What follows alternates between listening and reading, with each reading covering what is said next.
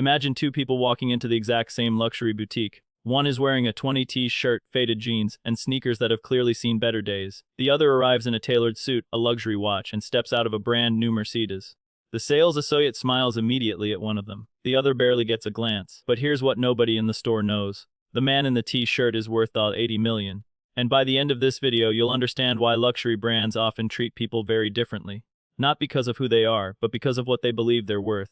It starts long before you ever step inside. You're walking through a luxury shopping district. The sidewalks are spotless. The windows sparkle. Every display looks more like an art gallery than a store. There aren't giant sale signs. No flashing discounts. No loud music trying to pull you inside. That's intentional. Luxury brands don't compete for attention. They compete for desire. As you slow down to admire the display, you notice something strange. There are only a handful of products in the window. One handbag, two watches, maybe 3 pairs of shoes, an entire storefront, yet almost empty, because empty space sends a message.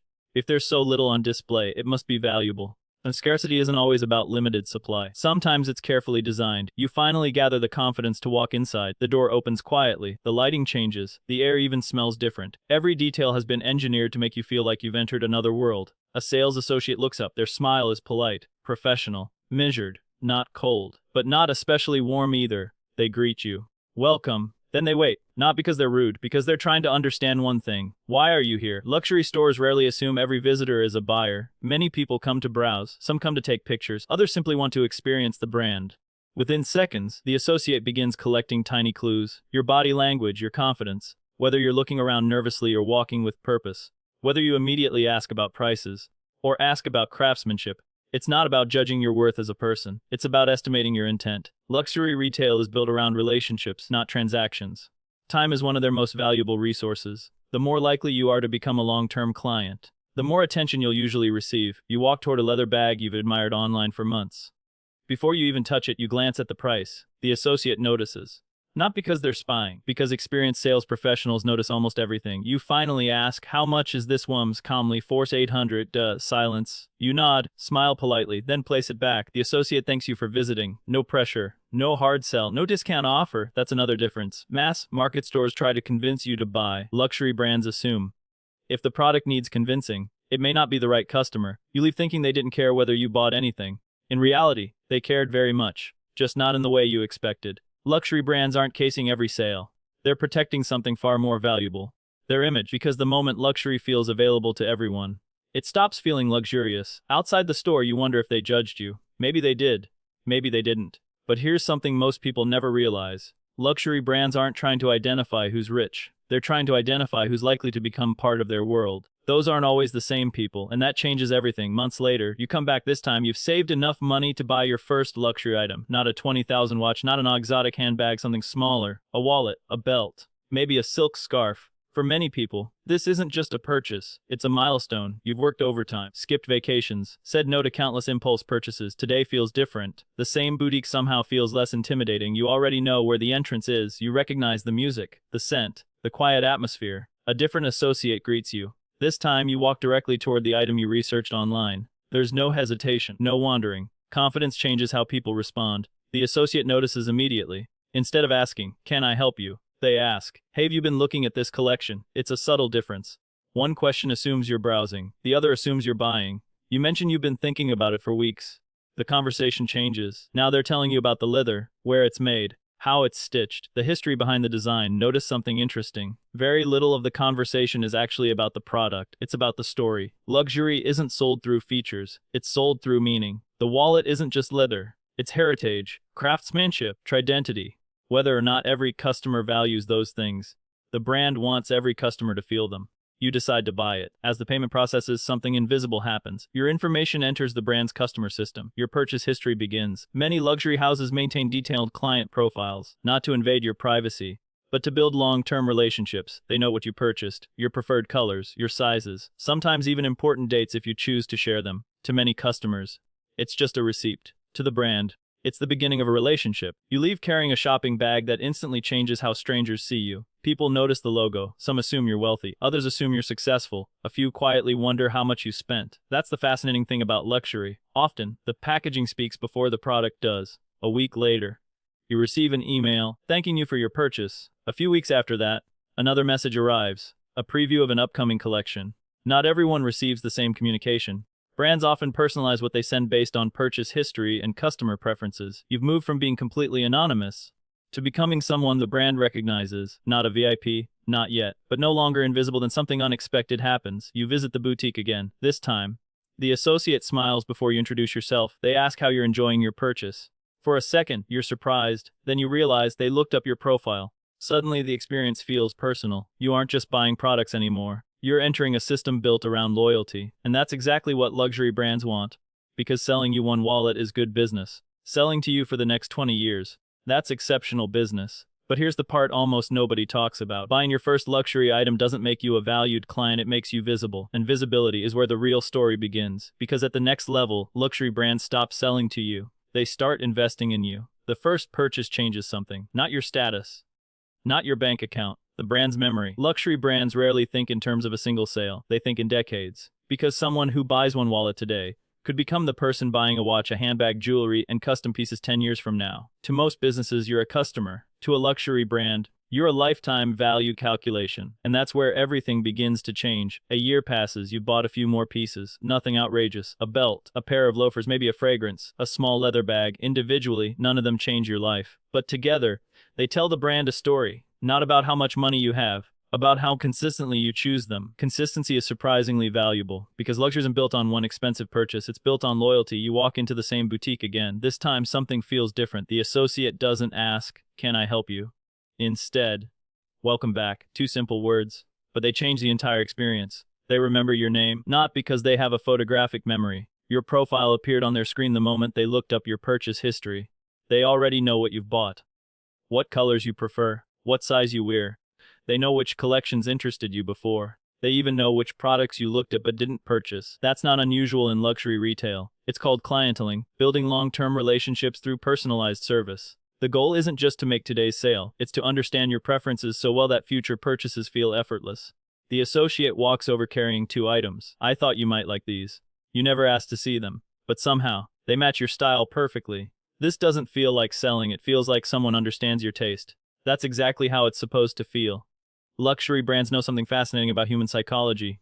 People trust recommendations more when they believe the recommendation is personal. Whether it's a restaurant, a tailor, or a handbag, being understood feels valuable, and value creates loyalty. You spend nearly an hour inside the boutique. Nobody rushes you, nobody checks the time. Someone offers sparkling water. Another asks if you'd like to see a new collection that hasn't been displayed yet. Notice what's happening. The product isn't changing. The experience is. Luxury brands know that experiences are harder to compare than prices. Anyone can copy a wallet. Very few can recreate how a customer feels while buying it. That's why luxury stores often seem slower than regular retailers. They're not trying to maximize transactions. They're trying to maximize relationships. The longer meaningful conversations last, the stronger the connection becomes. You leave with another purchase, but something else leaves with you. The feeling that this brand knows you. That feeling is incredibly powerful, because once customers feel emotionally connected, price becomes less important. A few weeks later, your phone rings. Not a marketing call, your sales associate. They've just received a limited collection. They thought of you immediately. There's no pressure, no countdown timer, just an invitation. If you'd like to see it before it's displayed, we'd be happy to arrange a private appointment.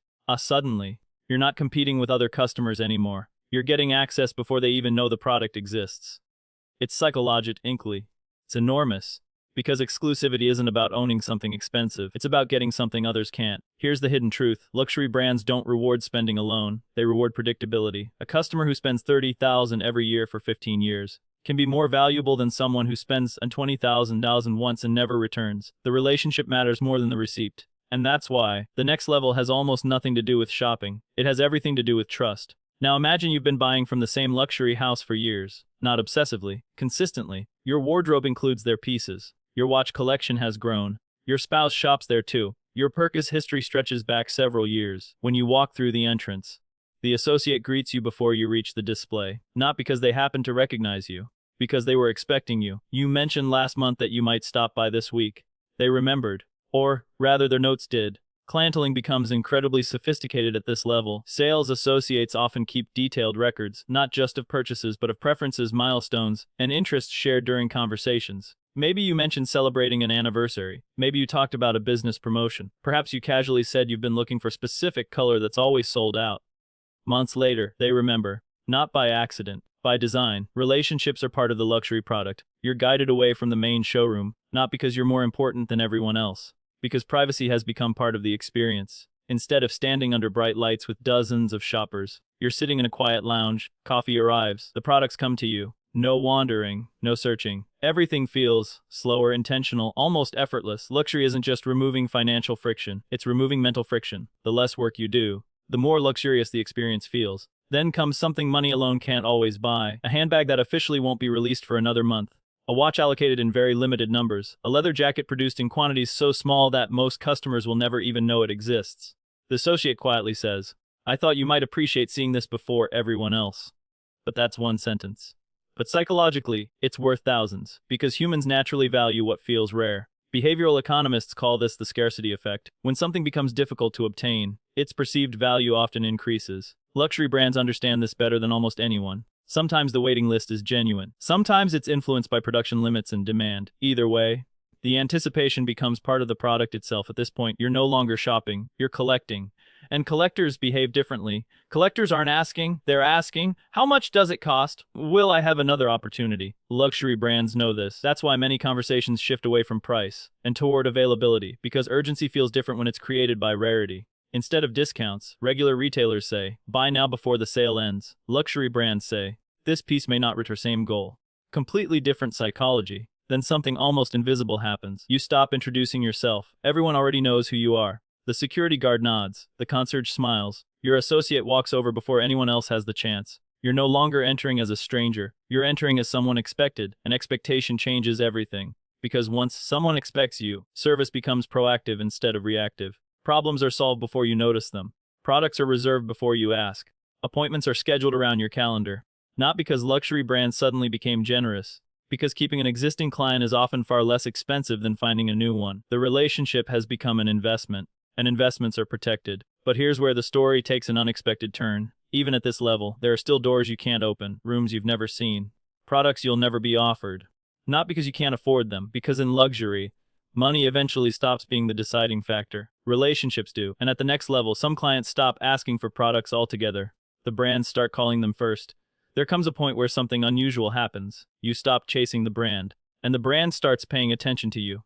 Not because you've become famous, not because your face is on magazine covers, because over the years you've proven something far more valuable. Consistency, trust, and loyalty. This is where luxury stops feeling like shopping and starts feeling like membership. You've been buying from the same luxury house for years. Not everything they release. Only the pieces that genuinely fit your style. You aren't trying to impress strangers anymore. You're buying because you appreciate the craftsmanship. One afternoon, your phone vibrates. It's not an advertisement, it's your client advisor. There's something I think you'll want to see. No product name. No price, just an invitation. When you arrive, the boutique looks almost empty. Not because business is slow. Because your appointment was scheduled before opening hours. The doors unlock. You're greeted by name. Coffee is already waiting. The newest collection isn't sitting in the display window. It's waiting in a private room. This is something many luxury houses call clienteling at its highest level. Instead of waiting for customers to discover products, they introduce products to the customers most likely to appreciate them. The experience feels effortless. But behind the scenes, it's incredibly organized. Your preferences, your previous purchases, even the conversations you've had over the years, help shape what you're shown. The goal isn't to sell you everything, it's to show you the right thing. Because the fastest way to lose a loyal client is making them feel like just another transaction. You notice something else. Nobody asks, what's your budget? Instead they ask, what are you looking for? Those two questions sound similar. They're completely different. One focuses on money, the other focuses on preference. Luxury brands understand something many businesses don't. People who feel understood often become repeat customers. As you're leaving, your advisor quietly mentions something. We're hosting a private event next month. No public announcement, no social media campaign. Attendance is limited. Collectors, longtime clients, a few designers, maybe a watchmaker, maybe an artisan. The invitation isn't really about selling, it's about belonging. Luxury has always understood that people remember experiences longer than purchases. Years from now, you may forget exactly how much you paid, but you'll remember the evening you met the person who handcrafted the piece you still wear. That's the memory the brand wants to create. Because memories build loyalty. Loyalty builds relationships. And relationships build businesses. But even at this level, you're still seeing only part of the picture. Because somewhere above the VIP client, there's another world entirely. One where products aren't displayed, they're allocated. Collectors think differently. Most customers ask, what do I want to buy? A collectors ask, What deserves a place in my collection? The difference changes everything. When a truly limited piece becomes available, the public often never sees it. Not because it's secret, because demand exceeds supply before the announcement is even made. Luxury brands don't simply reward spending, they reward long-term relationships. History matters, trust matters, patience matters. Imagine receiving a message. A very limited piece has become available. There's no website link, no checkout page, just a conversation. Would you be interested? Sometimes the answer isn't immediate, because collectors understand something unusual. Not every rare item is worth owning. Scarcity alone doesn't create value, meaning does. This is also where personalization reaches another level. Instead of choosing from a catalog, you begin discussing possibilities. Different materials, custom finishes, personal engravings, unique details. The product slowly becomes something that reflects you, instead of simply representing the brand. Ironically, the wealthiest clients often ask for fewer logos, not more. Because status eventually becomes quiet. People with nothing to prove usually stop trying to prove it. That's one reason many luxury executives say their most experienced clients prefer craftsmanship over attention. They're buying quality, not applause. Something else changes too. Time at lower levels. You adjusted your schedule to visit the boutique. Now the boutique adjusts to yours. Appointments become flexible. Deliveries become personal. Questions are answered quickly. Again, not because anyone is above another customer, but because maintaining strong relationships is simply good business. Every industry rewards loyalty. Luxury just does it more personally. Then one day attend another private gathering. No cameras, no influencers, no crowds, just a handful of collectors sharing stories. Nobody spends the evening talking about price tags. Instead, they talk about craftsmanship, history, travel, family. The products become conversation starters, not conversation enders. And that's when something finally becomes clear. The luxury item was never the destination. It was the invitation. Think back to where this journey started. Someone standing outside a boutique, wondering whether they belonged. The products changed. The experience changed.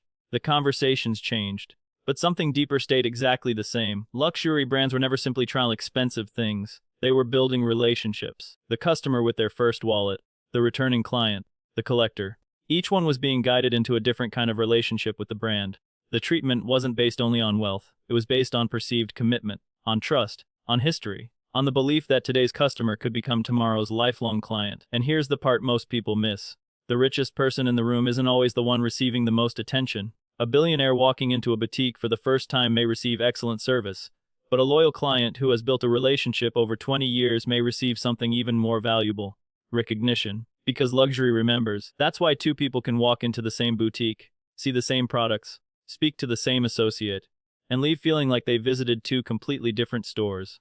Not because one life matters more than the other, but because luxury brands invest their time where they believe long-term relationships are most likely to grow, whether we agree with that strategy or not. It's one of the reasons the world's most successful luxury houses have remained desirable for generations. In the end, luxury isn't really about leather, or gold, or diamonds. Those are just the symbols. The real product is something far less tangible. Recognition, trust, and the feeling that, for a moment, you've stepped into a world designed just for you. Because when you look closely, luxury brands don't just change the way they sell. They change the way they make people feel. And sometimes, that feeling becomes more valuable than the product itself.